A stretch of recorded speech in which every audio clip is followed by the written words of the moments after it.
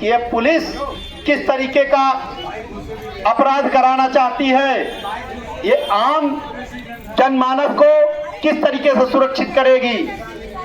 इसी तरीके से हम आपको एक बात बताना चाहेंगे कि अगर किसी की कोई बात हो तो अपनी बात लिखकर हमको अवश्य दे दे, ताकि उसकी भी बात इस पंचायत में शामिल हो जाए। सरकारी संपत्ति की चोरी कौन करवा रहा है? एक सरकारी धन लूट गैंग, जिसके खिलाफ 54 करोड़ का खाद्यान्न घोटाला हमने पकड़ा। डीएसओ अखिलेश कुमार रोते हुए यहां से गए, तमाम पूर्ति निरीक्षक उठा बैठी लगाए।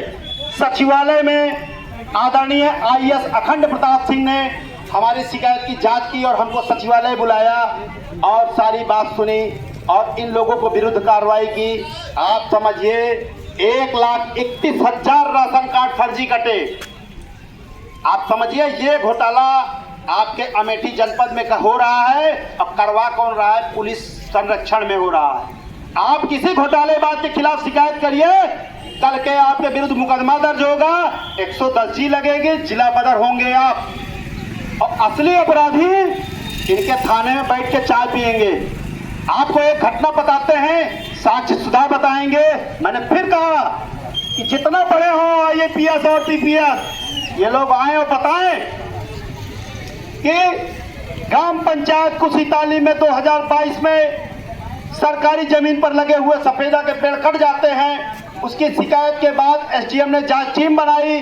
जांच टीम में शिकायत सही पाई गई। राजस्व निरीक्षक राजकुमार सिंह ने नामजद सफाई कर्मी के विरुद्ध मुकदमा दर्ज कराया। जैसे ही उसके खिलाफ मुकदमा दर्ज होता है, ये पुलिस विभाग के लोग हमारे पीछे पड़ जाते हैं और हमको राणा प्रताप का घोड़ा समझिए।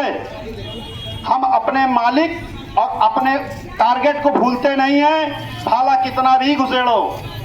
इन्होंने तमाम कार्रवाइयां की और न्यायप्रिय अधिकारी हमारे पास हैं। शायद हम उनके पास चले जाएं कि ये दिन भर वहां खड़े रहेंगे। ये यहाँ पर अपने आप को बताते हैं कि हम हीरो हैं, वहां ये दिन भर खड़े रहेंगे, कुर्सी पे हिम्मत नहीं पड़ेगी बैठने की इनकी। तो इन्होंने कार्रवाई की। मैंने ईमानदार उस समय एसडीएम रही प्रीति तिवारी साहब को मैंने बताया। हमने कहा साहब सरकारी पेड़ चोरी हुआ है और मैं शिकायत कर रहा हूँ, ये पुलिस के लोग हमें परेशान कर रहे हैं। मैडम ने बुलाया और जब डांटा कोतवाल को, उनके होश उड़ गए और सारी कार्रवाइयाँ खत्म हो गई। इसके बाद आप सुनिए, जब वो सफेदा का पेड़ और सब चोरी में पकड़ा गया, नामजद FIR हुआ। क्योंकि सफाई कर्मी था, नौकरी जाती, सारी कार्रवाई होती, लेकिन उसने पेड़ कितना चोरी हुआ ये भी आप थोड़ा सा आकलन कर लीजिए। क्योंकि छोटी मोटी चोरी में पुलिस घूस लेती नहीं, लेती है तो ठीक ठाक लेती है, नहीं तो जल्दी नहीं लेती। तो उसमें मैंने जन सूचना मांगा, सूचना मिली 2300 पेड़, 2400 पेड़ लगाए गए थे। मैंने कहा बचे कितने? कहे 55। 2300 पेड़ चोरी होते हैं। एक पेड़ की कीमत यदि 2000 माने तो 46 लाख की वो चोरी हुई थी।